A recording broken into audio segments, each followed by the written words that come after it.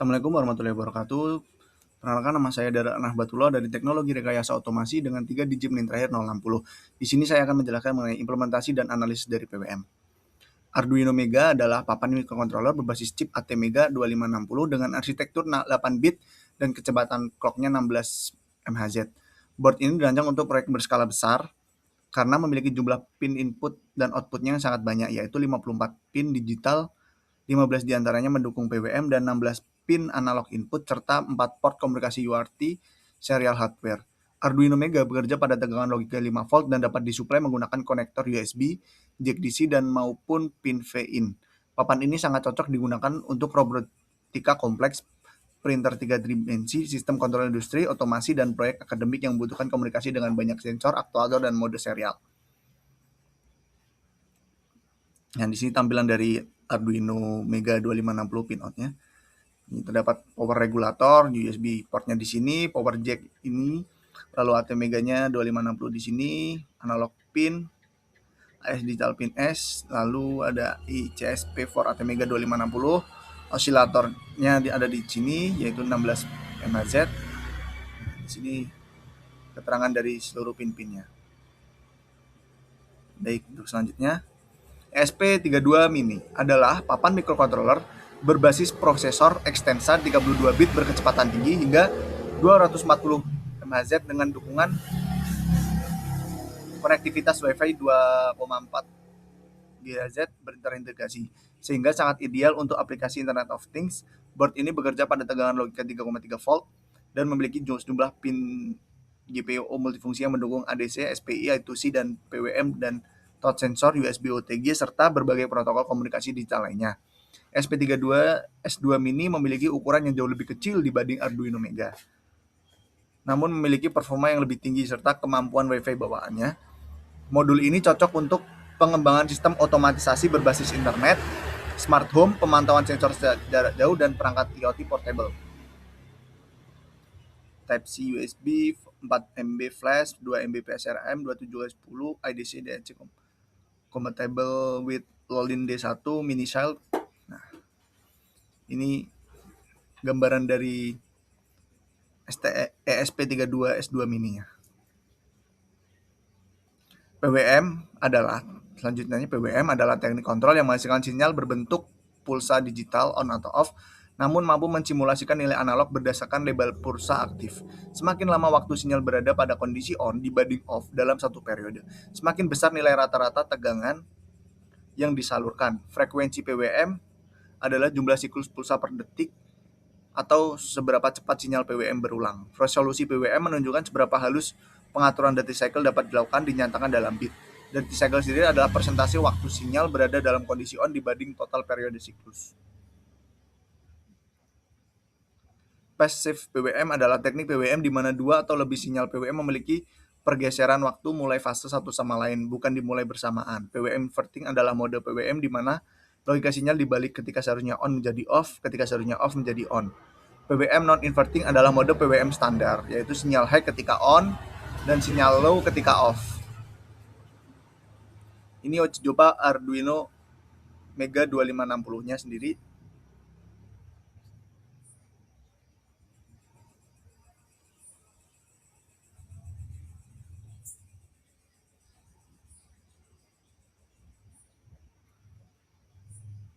Ini hasil osiloskopnya. Ini untuk pemantauannya. Frekuensinya kita atur jadi 3,23 Hz. Sinyalnya menunjukkan sinyal sinusoidal.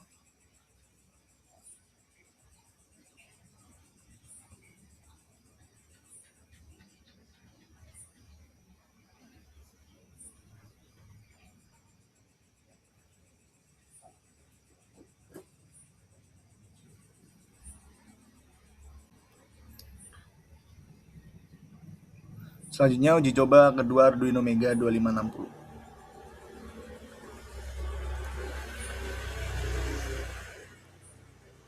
Frekuensinya 1 GHz. Sinyalnya sinusoidal.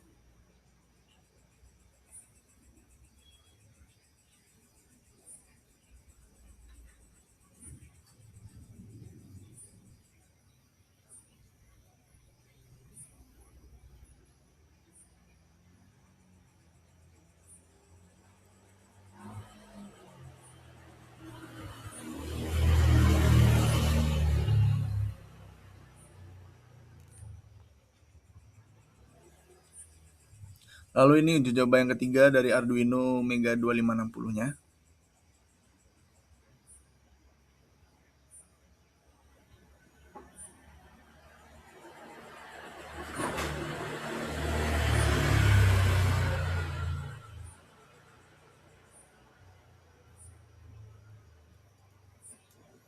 Ini uji coba yang keempat yaitu ESP32S2 Mini Wemos Lolin S2 Mini.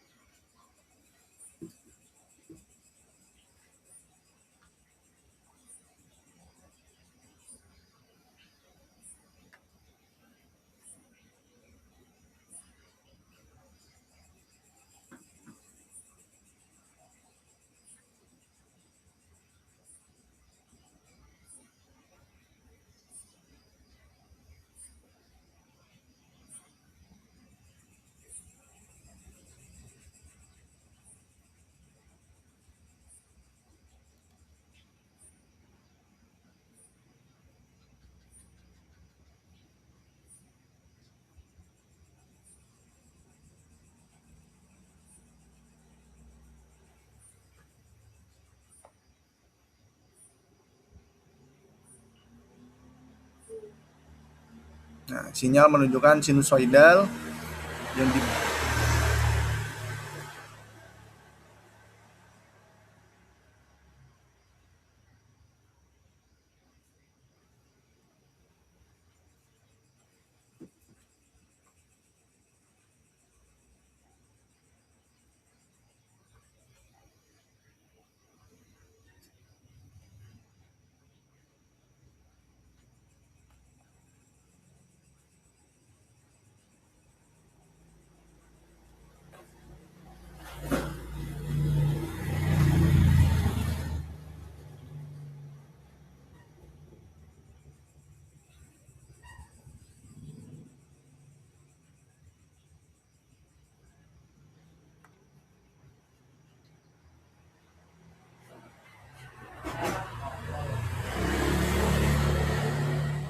Yuk, oke, kita akan memulai percobaan kedua, yaitu memvariasikan duty cycle dengan versi yang PWM inverting dan non inverting. Di sini kita menggunakan settingan frekuensi 1,4 atau ya 1,5 lah ya. Ya gitu. Nah, kita duty cycle yang akan kita variasikan dengan resolusi PWM ya. Kita menggunakan yang 10 bit. Kita juga akan memvariasikan yaitu inverted PWM dan non inverted PWM. Oke, siap, kita mulai. Di sini kita bisa lihat kita menggunakan duty cycle 50% dengan versi inverted PWM. Nah, gimana hasilnya jika kita ubah ke non inverted PWM? Nah, seperti berikut. Nah, kenapa tidak berubah? Dikarenakan duty cycle-nya masih 50%. Coba kita ganti ke 75%. Nah, 75%, oke. Kita dari non inverted, kita akan balikan menjadi inverted. Oke, dalam 3, 2, 1. Oke. Seperti berikut. Oke, itu sudah cukup untuk mengetahui bahwa PWM yang bisa di-invert dan non inverted akan menghasilkan output berupa PWM yang terbalik. Oke. Yuk, oke, kita akan memulai percobaan kedua, yaitu memvariasikan duty cycle dengan versi yang PWM inverting dan non inverting.